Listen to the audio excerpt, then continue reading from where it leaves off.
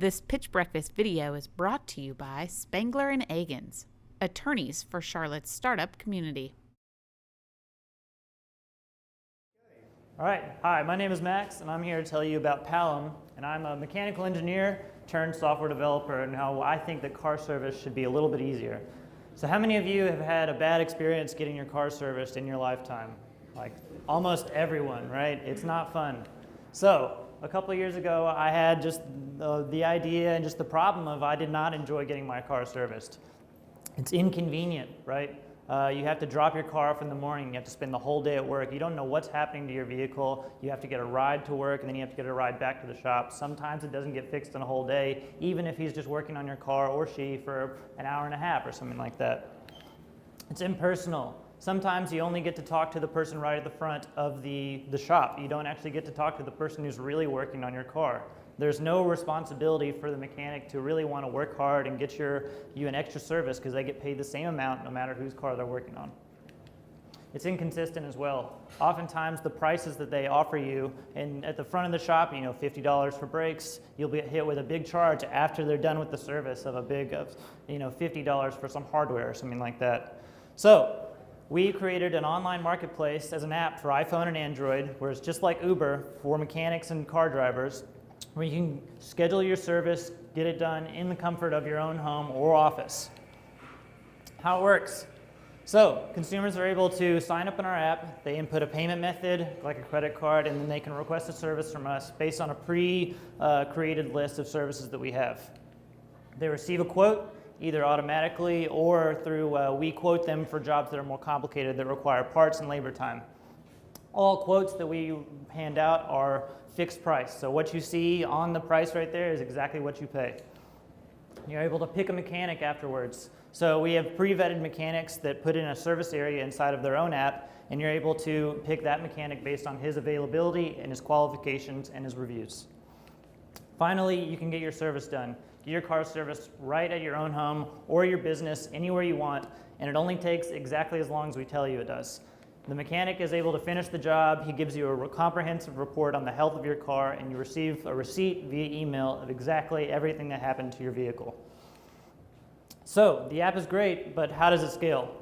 Every year, Americans spend over $64 billion on car repair alone.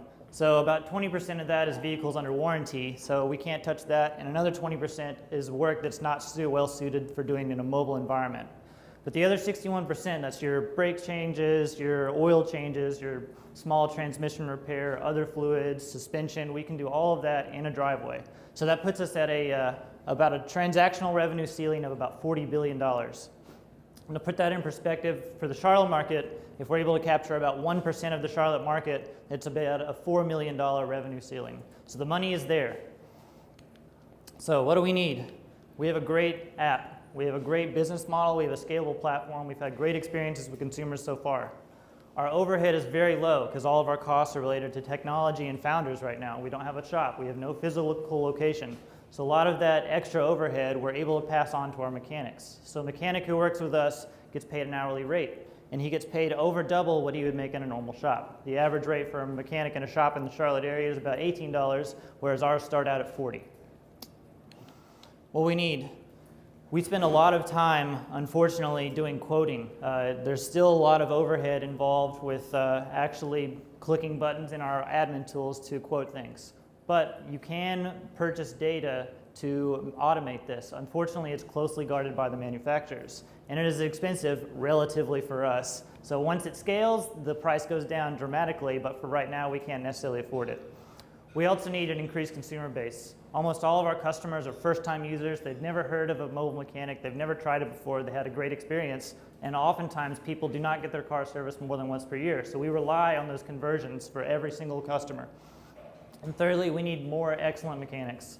I have spent a lot of time going through mechanic after mechanic after mechanic, and there are very good ones out there, but they are hard to find.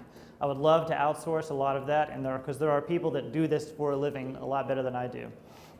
So we're asking for $150,000 for a seed round fund in order to reach our goal of $1 million of revenue in 1 year. And so if we can get that funding, we're able to provide car service that is convenient, personal, and consistent, all most importantly being easy. Thank you very much.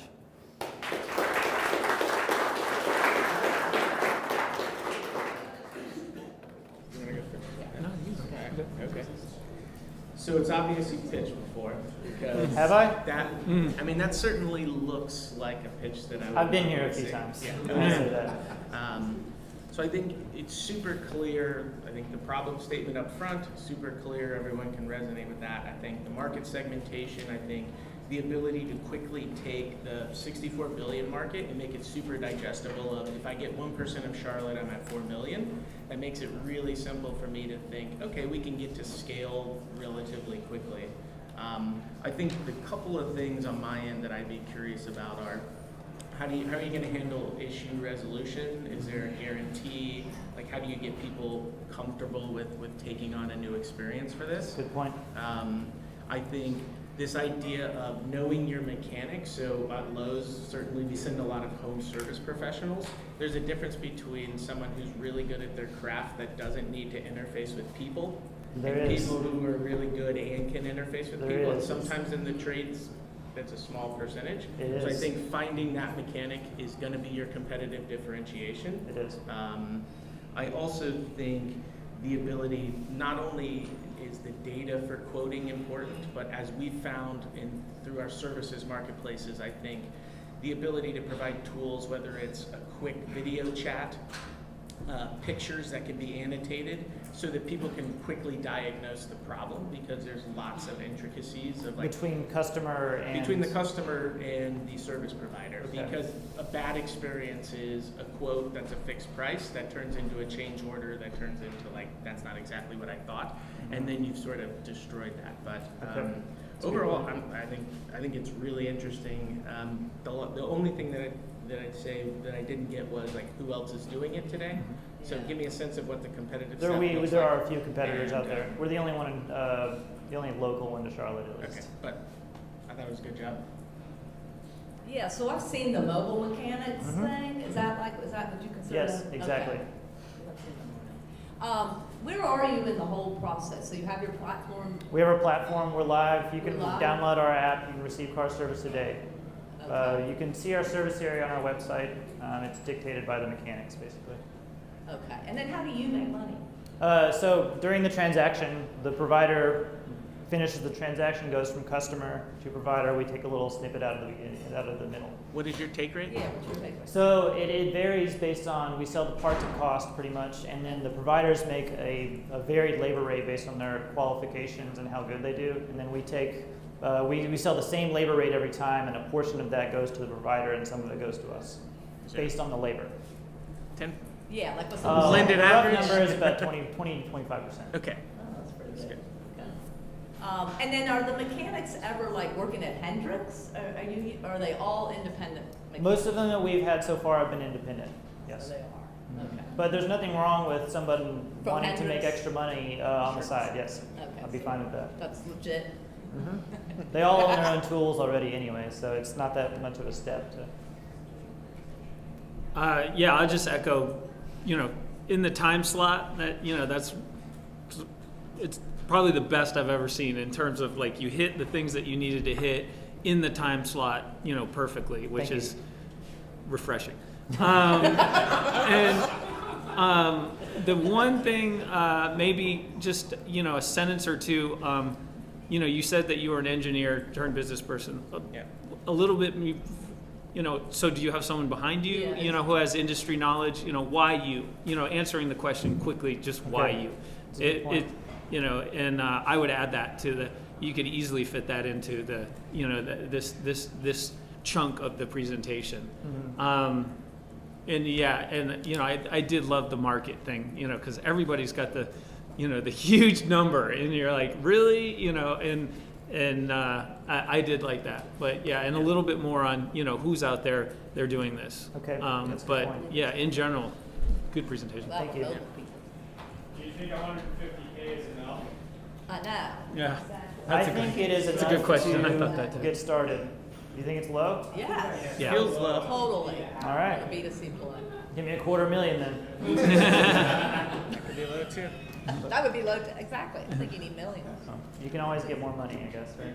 So my big concern is, I had the experience of getting the car fixed at the dealer, and I bring it home and I never sit under it, and I call the service on it, he says bring it right back in. Yep. What happens with that, and also kind of related, what happens if he's working on my car and he strips the bolt out or snaps the head off? How quickly can he get the part? Yeah. Does it turn into an all-day thing where my car It's always, yeah, it's a case-by-case basis, and I think a lot of the way to mitigate that is to hire the best people. Because I've talked to a lot of people, and you can start to tell if you talk to 100 mechanics, you can start to tell like, oh yeah, I just slap the parts together, I get it done real fast, make a lot of money. But oftentimes, if you take your time, you can prevent a lot of those accidents. So what we would do in that situation, it hasn't happened yet, is we would try our best to find the part as quick as we can and get you a fix. And then if it's, oftentimes the OEM parts are harder to get, they take longer to get there. So we would get you a fix as quick as we could and then provide the right part in maybe a week or time or something like that. So it's the mechanic, he has my car, just taking it apart of my driveway, he's running out, going to get the other part, and then sitting there. Pretty much, yeah. If something like that happened, I would buy the part, honestly. Or we could, we interface with O'Reilly a lot, and they are very good at delivering parts and finding parts and sourcing parts. So that's one thing that I've tried not to worry about as much, and let them worry about that, because that is their business. Thank you for your pitch. So who's your top competitor? I believe it's your mechanic. Yes, yeah, they're our biggest competitor. How do you differentiate from them? So they are a little bit ahead of us, definitely, but we are coming up closely. Eventually, we're going to offer some features where we want to let the consumer pick their parts out, basically. So I know that they don't offer that. So really, as long as O'Reilly and what others, like they're pretty good about getting the right parts for the right vehicle. And so oftentimes we're not sure whether a consumer wants an upgraded part for $80 or whether they want the cheapest thing for $20. So that's one thing that we can totally offer to the consumer. What's the competitor? Your mechanic. Yes, they're our biggest competitor. Can you talk about the lead time and say schedule, or I want the schedule where you're at? Are we talking maybe in 2 weeks or in a day? So the schedule, it varies based on whether it requires parts. So for a diagnosis, you can have it done. We allow a scheduling within an hour and a half, basically. So as long as our mechanic is available within an hour and a half and it's pretty close, you can have them at your house. For other jobs that require parts, we require 24 hours, and that time can be decreased a little bit as we automate even further. What's I the think name of your company again? Pallim, Pallim. Y'all do that? Yeah. So I've been in the service center for quite some time, and I see what you need. The top two items, one being increasing your consumer base, the other one is getting the software for quoting. My experience in the service industry is those things will come if you can get the best technicians, so to speak. And as you probably know, that may be the hardest thing to get. Yeah. I think that all three of them are equally as difficult, honestly.